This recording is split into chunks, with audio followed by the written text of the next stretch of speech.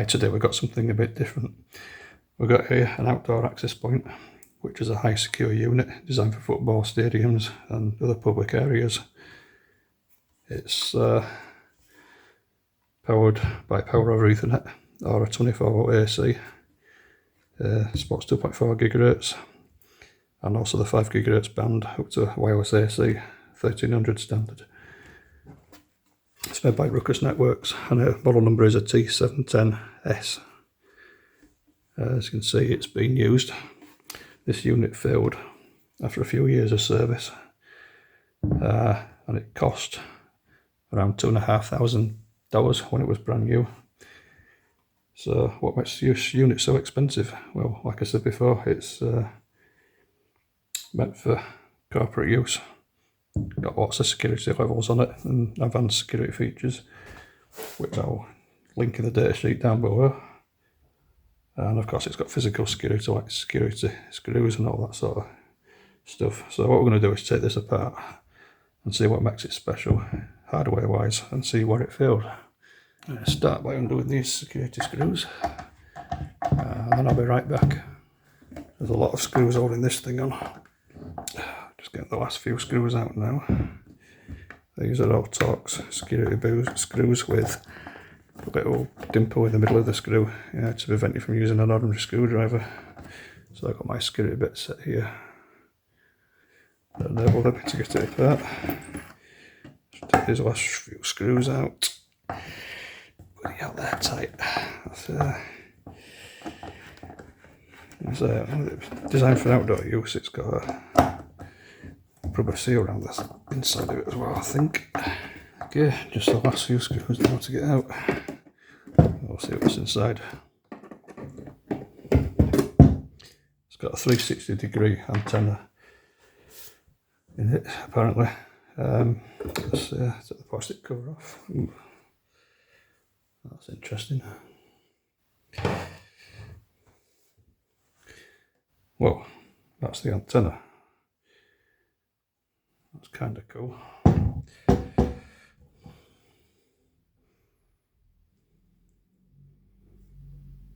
Yeah, it's got horizontal antennas. That's see there, Rukus Networks Thunderbolt 4.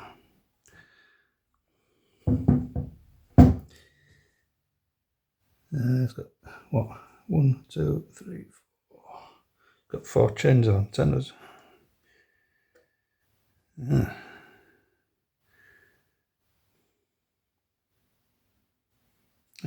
Then they look like they're the 2.4 gigahertz antennas. It's even got a GPS antenna as well. Oh, well, that's kind of interesting. Right.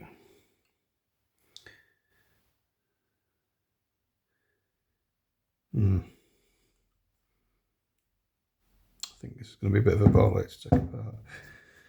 First, I'll have to take this antenna module off.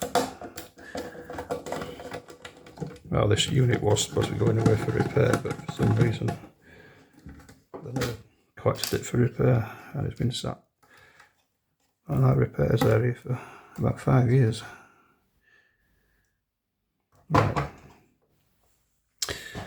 So that's like the main board and the support board. So more screws.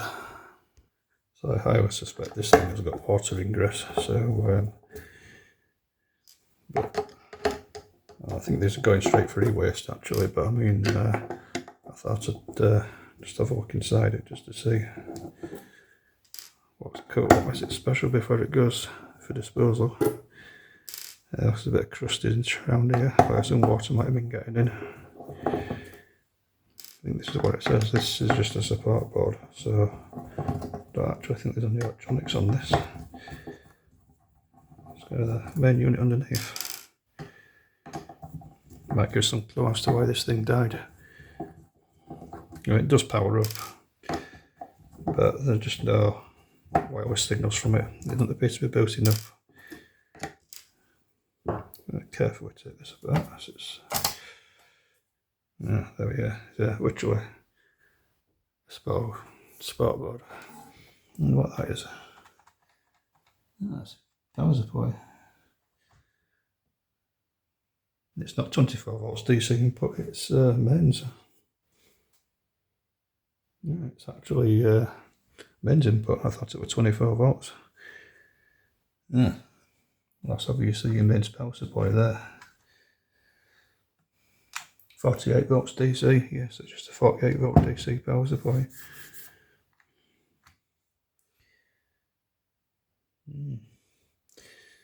Let's have a look at the main board now. Probably be a big heatsink on the other side. You got a USB port there, serial console port. I presume this thing will have embedded Linux or something like that. I'd imagine so. Some power supply circuitry, something might be under these cans.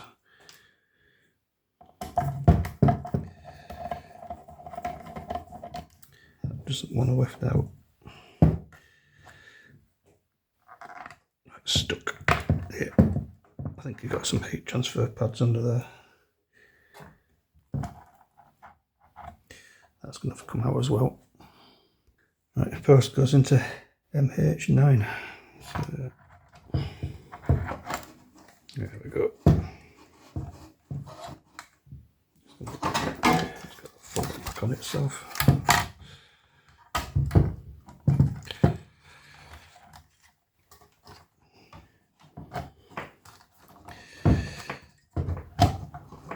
That's it. Yeah, there we go. All those heat transfer pads. That's a rather interesting looking board. Right, one moment. Right, so what you've got here is a GBIC port, 2 Ethernet ports. This is part of your mains input filter.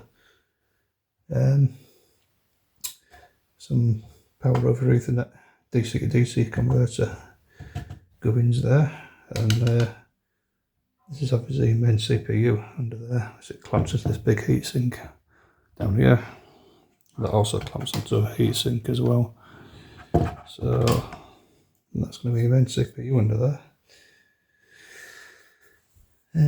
What else we got? A couple of ICs here.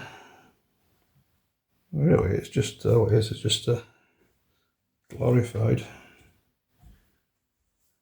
wireless access point. I mean, I can't see any damage, water damage in here, which is what I suspected it to be. Actually, that's for your fibre interface, Ethernet. Cool. I'll get these cans off and see what's in there.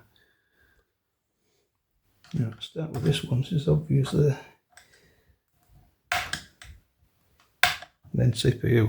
Right, under that one, we've got mainly all the RF circuitry. We've got a couple of ICs here, which are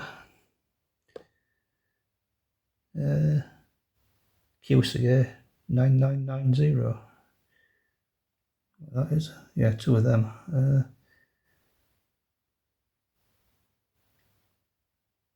Yeah, it could be GCA 9990, FK6184DN. Yeah, there must be Wi-Fi circuitry. That means the CPU must be under here then. Right, we've got that off. All we've got in there's a heat transfer pad. That's obviously main CPU. Yeah, your flash chip, 2 RAM chips, and the CPU itself, which is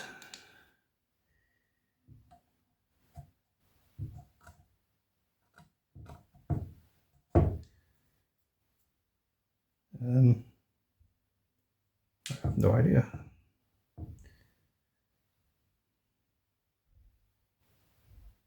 Probably custom IC. IP0068. And a Theros network chip there, another Theros network chip. Flash chip is, look of it, 4 megabit. RAM chips 1 to 8 mega. Yeah, so you've probably got 128 mega RAM there and 4 megabits of flash. So the 4 megabytes of the 4 megabytes of flash for the operating system and 128 meg of RAM. And that CPU is definitely IP0068. I suspect those are custom ICs. I think that's about all there is to it. Nothing special really, apart from its antenna system. But yeah, let's put it all back together. That's going to be fun. But yeah, that's what's inside an access point that costs $2,500. Right, put it back together, and then I suspect it'll be going for e-waste. Thanks for watching.